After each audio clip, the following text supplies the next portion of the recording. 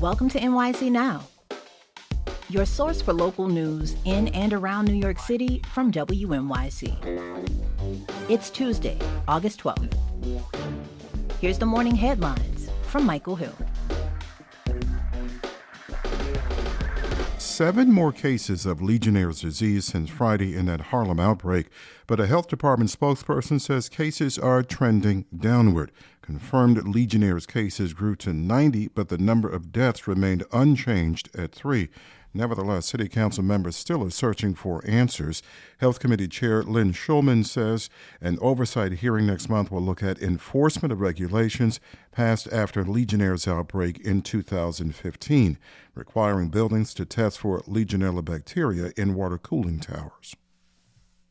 We want to look at the legislation from back then and see what that does. Want to figure out the gaps that we had this go-round. Schulman says the council will also scrutinize public health messaging during this outbreak. President Trump says he'll explore stepping up the number of federal law enforcers in New York City in the coming months. He made the comment as he rolled out the details of the federal government's takeover of the Washington, D.C. Police Department. Lenny Benson of New York Law School says New Yorkers should notice the move. Well, again, Mr. Trump's administration seems to do first and ask permission later. So, yes, I think we can be alarmed. Benson and other legal experts tell WNYC that Trump's legal powers to exert federal control in New York will be far more limited than what's possible in Washington, D.C. They say Trump's leverage in the city will likely be limited to how he spends federal dollars. Trump could also, in some circumstances, deploy the National Guard. In other news this morning, newly released state test scores show gains for New York City public schools. WNYC's Jessica Gould reports.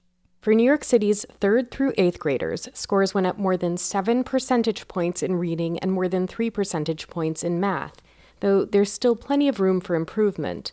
Only about 56% of the 3rd through 8th graders scored proficient in those subjects. Still, city officials celebrated the scores, saying changes to reading and math curricula are starting to pay off. The Adams administration has made reading reform in particular a top priority.